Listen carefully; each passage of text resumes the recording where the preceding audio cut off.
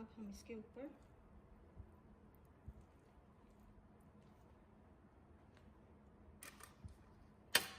Chicken को रख देंगे।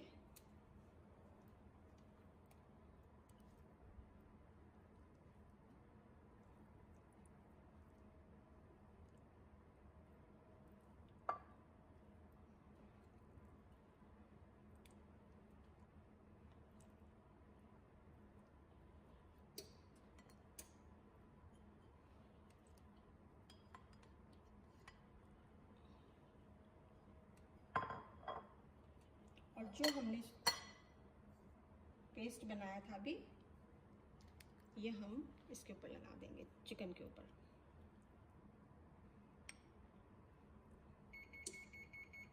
ओवन भी तैयार हो गया है। बस इसको हम बेक करने के लिए 15 मिनट के लिए रख देंगे।